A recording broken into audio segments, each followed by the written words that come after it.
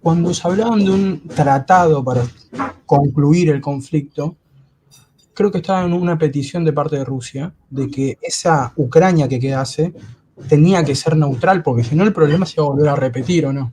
Efectivamente, efectivamente. Vamos a hablar de eso, porque la cuestión no es, o no es solo, no es lo más importante qué territorios quedan dentro de la Federación Rusa, sino qué pasa más allá de esos territorios, ¿no? Sobre qué territorios pueden quedar o no, pues dentro de la Federación Rusa, pues bueno, va a depender de la evolución militar del conflicto. Una posible referencia son las regiones de habla rusa, ¿no? Es decir, que más o menos las regiones de habla rusa se incorporaran a la Federación Rusa, las regiones fundamentalmente de habla ucraniana no.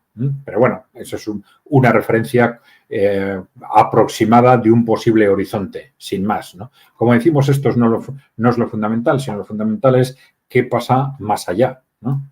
Bien, más allá de esos territorios que se incorporan a Rusia, ¿no? Bueno, y entonces tenemos dos cuestiones claves en este sentido. Primero, ¿cuál es el futuro institucional de ese resto de Ucrania, ¿no? Es decir, porque ahora cuando se habla de esto, se está dando por supuesto que va a ser un futuro mirando hacia el oeste. Se habla de si se va a incorporar a la OTAN, unos diciendo por supuesto que se va a incorporar a la OTAN, otros diciendo cuándo se va a incorporar a la OTAN, pero claro, al final el punto de partida es de qué Ucrania estamos hablando, ¿no?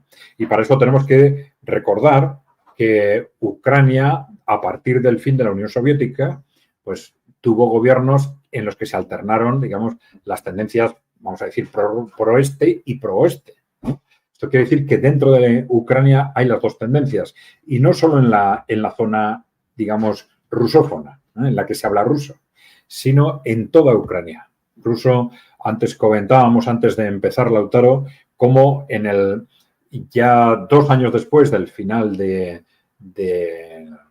régimen de la dictadura, si se quiere, de la Unión Soviética, cuando se hizo un referéndum en la propia Ucrania también, en el que se preguntó a los ciudadanos, tenían ya 2-3 años de libertad de prensa, o sea que no estaban directamente no estaban condicionados por la situación de dictadura, ¿no? Se preguntó a los ucranianos si querían o no mantenerse dentro de la Unión Soviética, y más de un 70, creo que fue un 73, un 74% votó a favor de mantenerse dentro de la Unión, ¿no?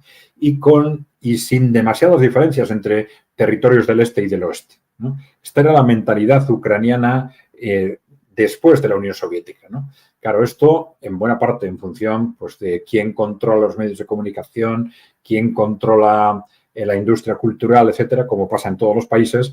Esto se fue modificando y se fue arrastrando sobre todo a la población, vamos a decir, sí, de habla ucraniana, a una posición claramente antirrusa, ¿eh? Y esto pues dividió en dos al país, etcétera, ¿no? Pero lo que quiero decir con todo esto es que no es en absoluto inverosímil que esa nueva Ucrania que quede más allá de esos territorios que se incorporan a Rusia sea una Ucrania neutral o una Ucrania, como se ha dicho a veces, neutral o una Ucrania claramente mirando hacia el este, ¿no? Que del estilo de lo que puede ser ahora Bielorrusia, por ejemplo, ¿no?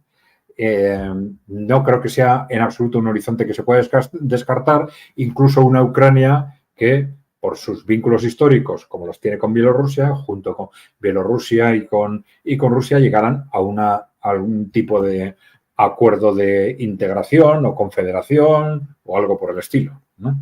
No sería en absoluto inverosímil, ¿no?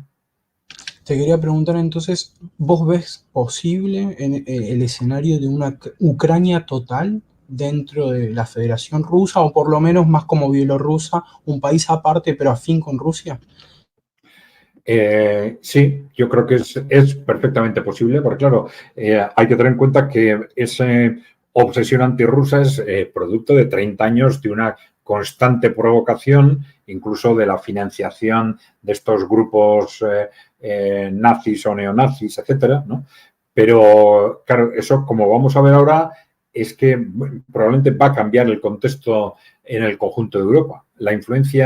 Esas influencias externas, ¿no?, sobre la propia Ucrania, seguramente se pondrían en marcha mecanismos para evitar la interferencia de de estos países de Europa Occidental como los que se han puesto en marcha en Eslovaquia, en Hungría, etcétera, ¿no? Y esto facilitaría una rápida evolución probablemente de la opinión pública y un contexto institucional, ya digo, que mirara más al este que al oeste, ¿no? Yo creo que esto es perfectamente verosímil, perfectamente posible. Bien, pero de cualquier forma tenemos dos cuestiones claves. La primera es, ya digo, el futuro institucional del resto de Ucrania, de esa Ucrania que en principio no se incorpora a Rusia como las provincias del este.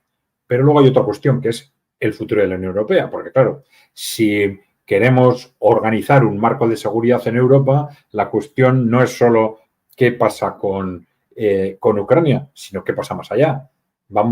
Después de todo lo que ha sucedido y está sucediendo, vamos a mantener a este conjunto entre Unión Europea y OTAN obsesivamente agresivo con respecto a Rusia, ¿no? Pensando siempre en la necesidad de neutralizar, someter a Rusia, etcétera, que es al final el fondo del problema.